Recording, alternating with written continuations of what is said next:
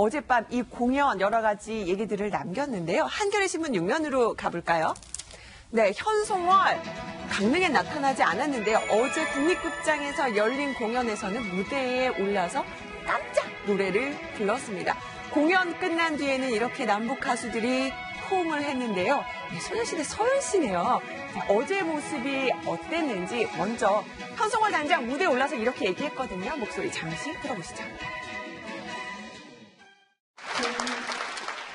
이번에 두 번이나 걸쳐서 분단의 손을 넘어서 여기 남측으로 왔습니다.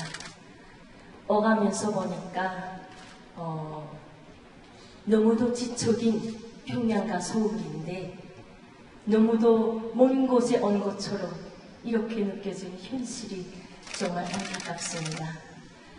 앞으로 통일의 그날이 우리 북과 남의 거리만큼이나 아주 가까운 시일 내에 우리 민족의 명언대로 하루빨리 이루어지기를 기대하면서 우리 온 민족이 함께하고 지켜보는 이 자리에서 하해와 단합의 합창소리에 저희 작은 목소리도 이렇게 조금 합치고 싶어서 오늘 노래 한 곡 부르려고 이렇게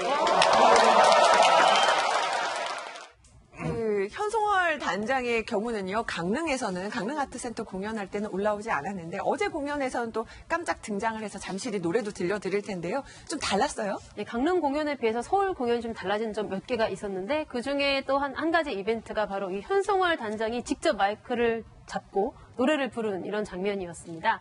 현송월 단장 이게 검은색 정장 이렇게 차려입고 올라와서요. 일단은 강릉에서는 목감기에 걸려서 상태가 안 좋았지만 그래도 단장인 내 체면을 봐서 다른 가수들을 할 때보다 좀 더 크게 박수를 쳐달라라고 유쾌한 멘트를 던지면서 노래를 불렀습니다. 네, 노래 곡 제목은 백두와 한라는 내 조국을 이제 불렀는데요. 어쨌든 그 사이에 우리가 10일 날 정말 위대한 이벤트가 있었죠. 예, 김여정 그 부부장이 특사로 왔다고 이제 밝히면서 일단은 초청을 했습니다. 문재인 대통령을 평양으로. 근데 그 이후기 때문에 아무래도 현송월 단장이 그 다음날 공연에서 직접 노래를 부르는 장면 더더욱 더 이렇게 부각되는 이벤트가 되지 않았나 이렇게 생각이 들고요. 그리고 또 보면은 관객들의 반응이 역시 현송월 노래 잘한다. 네. 카리스마 있게 정말 열창적인 무대였다. 이제 이렇게 평가를 했습니다. 어떻게 평가를 왜 이렇게 했는지 일단 들어보시죠. 네, 현송월 단장의 노래도 들어보겠습니다.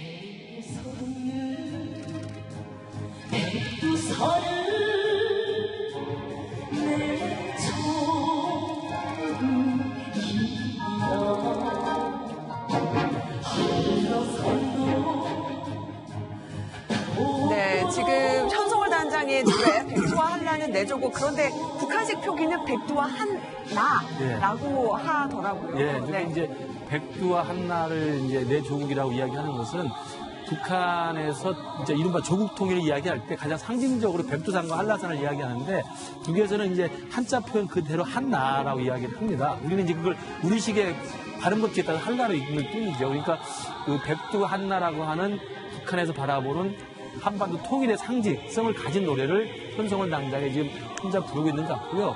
지금 이 녹음 상태가 이 바깥 관중석에서 아마 찍은 것 같기 때문에 잘 들리지 않습니다만 역시 북한 최고의 가수답게 굉장히 큰 성량과 음색 그리고 아주 자신 있는 노래를 지금 보여주는 것 같습니다. 저는 저 장면을 보니까 나름대로 의미나 상징성을 갖고 있는데 자꾸 저 배지가 눈에 좀 많이 보이거든요. 네. 김일성, 김정일 부자의 배지 같은 경우는 애당초에 선수단이 내려올 때도 여기에 대해서 우리 정부가 여러 가지로 이제 양해를 서로 주고받았던 장면인데 저기에는 대한민국의 수많은 사람들이 저도 신청을 했지만 사실은 떨어졌고 많은 경쟁률을 통해서 북측에서 오는 공연단이 어떤 공연을 하는지 보러 갔을 텐데 현송월 단장이 나와서 마이크를 잡는 것까지 좋지만 굳이 저 배지를 달고 나와야만 했을 것인가에 대해서는 한 번쯤 얘기해볼 필요가 있지 않을까 생각이 듭니다. 네, 영상 보면서 저 배지는 저도 좀 눈에 들어왔는데요.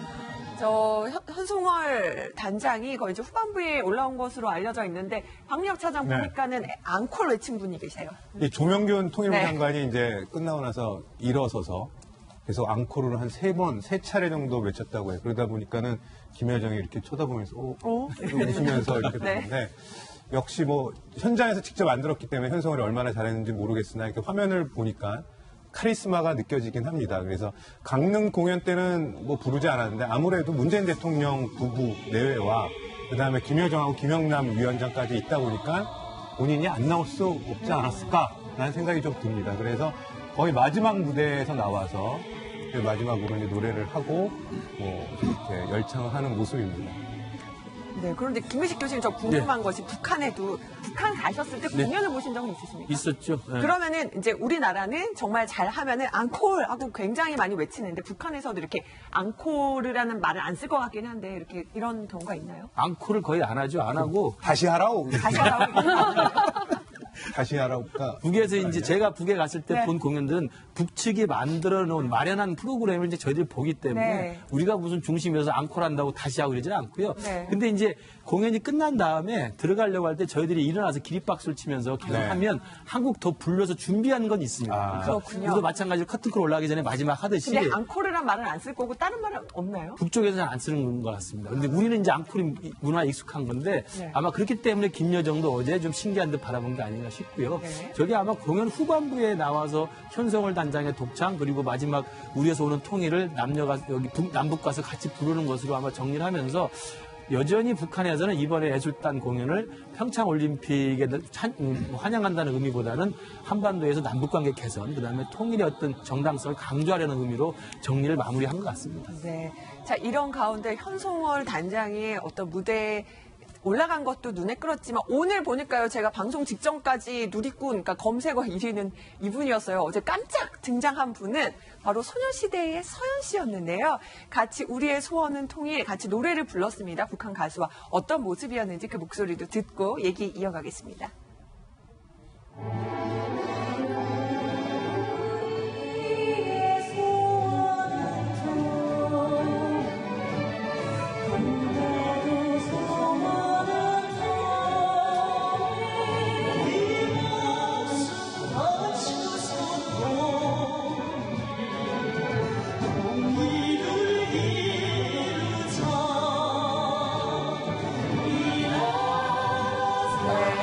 높은 의미 서현이요? 네, 저 서현 씨 보면은 알고 보면 아이돌도 잘하시는 우리 김용남 의원이 보면은 보통은 이 소녀시대는 오청성 그 북한 병사도 와서 소녀시대 노래 좋아한다고 할 만큼 북한에서도 뭐 좀 유명한 것으로도 알려졌는데요. 서현 씨 깜짝 등장했는데요. 왜 서현이었을까 궁금하기도 하더라고요.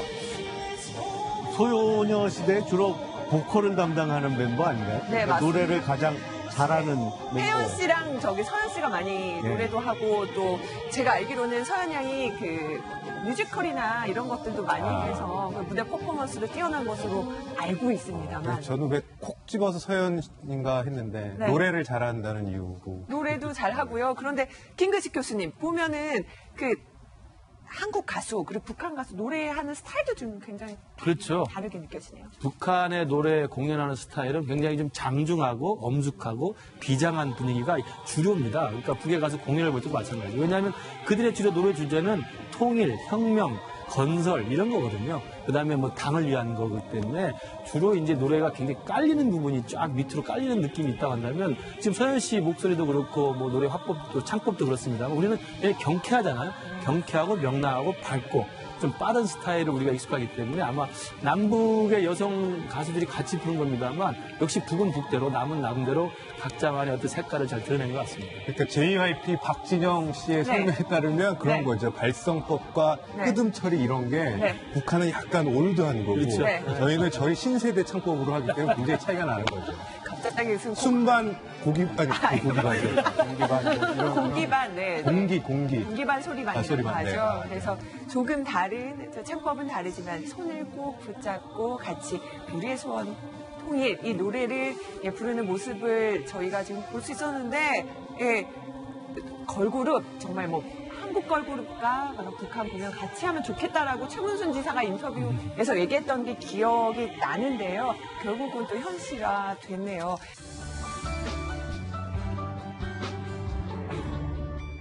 매주 월요일마다 돌아오는 코너입니다. 자, 글로벌 신문 읽기. 네, 오늘도요 동아일보 허무영 부장과 함께하겠습니다. 어서 오세요. 안녕하세요. 네, 안녕하세요. 네, 서명 부장, 네. 이번에 올림픽 때문에 정말 모든 외신들이 우리나라에 주목하고 있는데 좀 속상한 기사들이 있었습니다. 예, 정말 그 화려하고 대규모의 개회식 장면 모두 인상 깊게 봤는데 외신을 고르다 보면 아무래도 한국하고 연결된 걸 골라야 되는데 정말 지난주는 그 미국 언론들에서 지난 토요일 한반도에서 역사적으로 드라마틱한 날이었다라고 할 정도로 한국 관련 기사들이 엄청 많았습니다. 네. 이 중에서도 아까 우리 박민혁 시장이 MBC의 그 모보소 등을 얘기를 했는데, 식민지배 정당성 발언, 그런 문제가 됐던 발언을 소개를 했는데, 어제도 그 영국의 일간지인데, 유력지죠. 더 타임즈라는 곳에서 오보 기사가 실려가지고 소동이 일었습니다. 또 그런 게 있군요. 원래 이 남북 선수들 공동 입장할 때 이 다국적기에서 그 원래 독도 표시를 이번에 안 하기로 했어요. 워낙 네. 그 IOC에서 정치적으로 문제가 된다 그래서 안 하기로 했는데 대신에 여기 보면 우리가 제주도 섬인데 네. 더 타임즈에서는 이 일본이 소유한 섬이다 이런 식으로 사진 설명을 달아가지고 그러니까 왼쪽에 나간 것이 신문 지면에 오보 있던 기사고 오보 네 기사고요. 이게 정정 기사죠. 오른쪽에 네. 저희가 오늘 아침에 다시 인터넷판에 붙여져 있는 것을 저희가 캡처를 해가지고 다시 보도를 해드리는데 어떻게 지금 너무 어이가 없죠. 네. 이 제주도를 독도라고 오인한 것도 황당하지만 네. 또 일본이 소유한 섬이다 이런 식으로 했다는 것은 이 독도를 일본 것이다 이렇게 하는 뉘앙스를 풍기는 거거든요. 근데 저는 이번 그런 뭐 일종의 어떤 해프닝 같은 것들인데 이런 것들을 보면서 이 한국 네티즌들의 힘이 대단하다. 네. 뭐 우리 대사관도 공식적으로 항의도 하고 했지만 MBC 방송도 그렇고 더 타임즈도 그렇고 이런 보도가 나올 때 즉각적으로 뭐 인터넷 게시판 또 본사에 항의 전화하고 막 이래가지고 금방금방 사과를 받아내고 해명 기사를 받았습니다.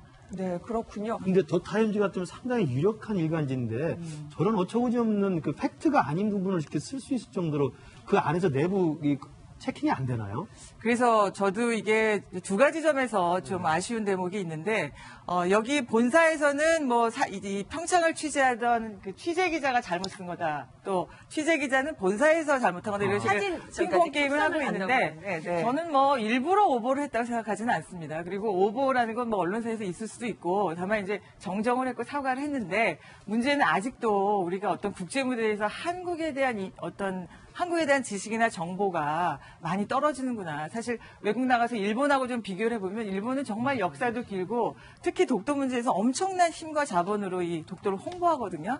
그런 점에서 저는 이번 일을 교훈 삼아서 한국도 정말 한국의 국제적 이미지를 좀 알리고 여기서 우리가 분노하고 개탄할 게 아니라 뭘 해야 될 것이냐. 앞으로 우리가 외교적으로 얼마나 많은 힘과 에너지를 쏟아야 될 것이냐. 이런 부분에 성찰을 준 거라고 생각이 됩니다. 제가 개인적으로 2002년 월드컵 때 이제 영국에 있었거든요. 근데 그때 신문에 그때 타임지로 기억을 하는데 한국 팀이 4강까지 올라가서 정말 잘한다. 그래서 한국 팀이 잘하다 보니까 일본의 거대 전자 기업이 한국 팀의 메인 스폰서 역할까지 하게 됐다 그러면서 그 전자 기업의 이름을 썼는데 뭐였을까? 삼성? 삼성전자.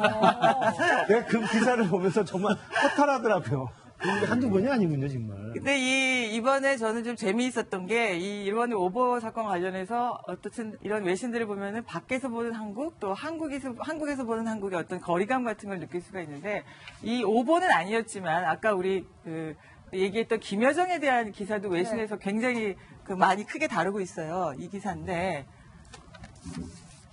이 CNN 보도입니다. 네. 이 스틸링 더 쇼라는 거는 이제 훔쳤다, 직역을 하면 그렇지만 이제 수거적 표현으로 김정은의 여동생이 겨울올림픽에 관심을 한 몸에 받았다. 이런 제목입니다. 그래서 내용을 따르면은 이번 만약 올림픽에서 외교 댄스 분야가 있다면은 김정은의 여동생이 금메달감이다. 김여정은 미소와 악수, 또 대통령 방명록에 따뜻한 메시지를 남겨서 단 하루 동안 사람들의 공감을 샀다. 뭐 이런 내용입니다. 근데 아까는 이제 우리 김여정의 스타일에 대해서 많이 얘기를 하셨는데 외신들에서는 이 김여정을 보낸 김정은의 어떤 정치적 감각에 대해서도 많이 짚었어요. 그래서 사실은 그 펜스 부통령에 맞서서 김영남을 또 CNN도 김여정의 방남은 철저하게 계산된 이방카의 맞대응 카드다. 이런 식으로 할 정도로 즉각 김정은이 어떤 그때그때마다 카드를 썼는데 이런 결정은 사실 최고 지도자가 아니면 할 수가 없는 결정이다.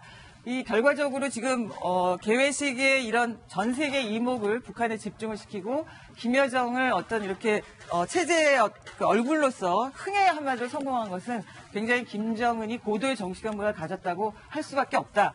따라서 우리도 김정은이 뭐 무자비한 독재자이지만 한편으로는 굉장히 고도의 수를 쓰는 만만치 않은 상대다. 앞으로 우리 대북 전략에서 좀 참고할 만한 대목이다. 이런 생각이 듭니다. 그러니까는 미국에서도 물론 북한이 어떤 마음을 갖고 있는지 좀 차분하고 냉정하게 분석하자고 하지만 일단은 김여정의 이번 행보에 대해서는 미국 외신들도 좀 합격점을 준 거다. 굉장히 워싱턴 포스트 같은 경우에는 화장기 없는 얼굴에 부와 권력을 드러내지 않은 정치 공주였다. 그러니까 공주는 공주인데 정치적으로 행동한 공주였다. 이런 식으로 표현을 많이 했고요. 또 김정은의 앞으로 후계 구도까지도 이 젊은 여성이 짊어지게 되지 않을까. 그래서 굉장히 무게중심을 많이 두는 보도를 했습니다. 그건 조금 너무 앞서간 것 같기도 한데. 제가 김여정 그때부터 제가 본 기사 중에는 김여정이나 김영남을 하이제커라고 표현을 하이제커, 네. 했더라고요. 그러니까 그게 이제 어떤 파티나 어떤 회의장의 분위기를 좀 망치는 사람. 네. 그러니까 네. 좀 그렇죠. 그런 의미가 있다고 하는데 비슷한 거죠. 이거 반드시 반드시 긍정적인 평가만 내린 것은 아닌 것 같습니다. 외신들이. 물론 당연하죠. 그리고 지금 저는 여러 가지 의미가 있지만 전 김여정의 얼굴에서 좀 이렇게 천의 얼굴이라 그럴까요? 굉장히 밝고 맑고 어떤 면에서 부드러우면서도 또 한편으로는 아까 오만하다, 도도하다 이런 표현을 쓰셨지만 어떻게 보면 정말 무자비한 독재자의 피부치잖아요. 그 혈통을 이어받아서 속으로 도대체 무슨 생각을 하고 있을지, 그리고 정말 이 폭압적인 정권의 어떤 대리인인데 이런 전체주의나 북한의 이런 눈가림에 속아서는 안 된다. 예, 이런 경고도 당연히 있지 않았습니다. 또 하나는 이제 워싱턴 포스트 관련해서 네. 진짜 주말에 네. 이 우리나라의 이 김여정의 어떤 방북 제의, 문재인 대통령에게 친서를 전달하면서 이런 것들이 굉장히 거의 도배를 했다시피 외신들도요? 실시간으로 외신들이 보도를 했습니다. 그러면서 제가 지금 들고 나온 기사는 워싱턴 포스트인데요. 이 여러 아주 긴 기사에 한국에서 일어났던 상황을 실시간으로 보도를 하면서 이런 분석을 달았습니다. 문재인 대통령은 동맹국 미국이 펴고 있는 고강도 대북 압박 정책으로부터 멀리 벗어나지 않는 범위에서 네. 북한에 대해 대화를 발전시켜야 하는 정교한 외교 노선을 걸어야 된다. 참 어렵네요. 어려운 말이죠. 정교한. 말은 쉽지만 네. 현실적으로 이게 굉장히 어려운 스탠스고요. 그다음에 문재인 대통령은 방북 초청장을 받았을 때 워싱턴과 평양 둘 다를 만족시킬 수 있을까 고민했다. 그것도 어려운데요. 그것도 어려워요. 말도 어렵습니다. 아까 조금 풀자면, 그러니까 지금 문재인 대통령이 이 여건이 만들어지면은 남북회담을 성사시키겠다라고 표현한 것에 대해서 굉장히 외신들이 호평을 했습니다. 네. 이것은 아마도 문재인 대통령이 남북회담을 제의받을 수도 있다라는 걸 미리 사전에 알고 예측해서 준비된 답변일 것이다. 왜냐하면 당장 좋습니다, 나 가겠습니다 이렇게 말할 수도 있었지만 굉장히 신중한 행보로 보였는데, 이것은 결국 문재인 대통령이 취임 이후부터 계속 말해왔던 남북대화라는 건 결국 한반도 비핵화로 가는 출구 전략이다. 그러니까 한반도 비핵화 연장선상에서 있어야 된다는 어떤 그런 기조를 반영한 것이다. 이런 점에서 어떤 한국 대통령이 굉장히 신중하게 보여준 행보, 그런 일관성 있는 것들을 가져가야 된다라고 호평하면서도 그러나 아시다시피 북한이 과연 핵폐기를 할 것인가. 이번에 열병식에서도 보여줬지만 규모는 줄일지라도 미국을 타격할 수 있는 대륙간 탄도미사일을 공개하잖아요. 이러면서 결국 과연 핵을 포기하지 않는다면 이 남북 정상회담이 당장의 어떤 남북 간의 화해와 긴장 국면을 완화시켜줄 수는 있지만 어떤 정상회담을 남북 간에 할 경우에 미국과의 어떤 갈등, 가장 우리 동맹국인 미국과의 갈등이나 또 지금 우리 남한 내부에서도 이 정상회담을 바라보는 눈에 비판 여론과 우려의 시선들이 굉장히 많습니다. 그래서 과연 이 남남의 여론들을 지지 여론으로 만들고 또 동맹국과의 조율도 하면서 북한과 화해 제스처를 어떻게 만들어 나갈 것이냐. 그야말로 두 마리 토끼를 다 잡아야 되는 그런 어려운 상황을 외신들이 보도하고 있습니다. 어려운 상황이네요. 네, 문재인 대통령이 참 이 어려운 상황을 아주 또 깊이 있게 또 같이 고민하면서 분석하고 있다는 사실을 허문영 부장께서 전해주셨습니다. 글로벌 신문 읽기 허문영 부장과 함께 했습니다. 고맙습니다. 감사합니다.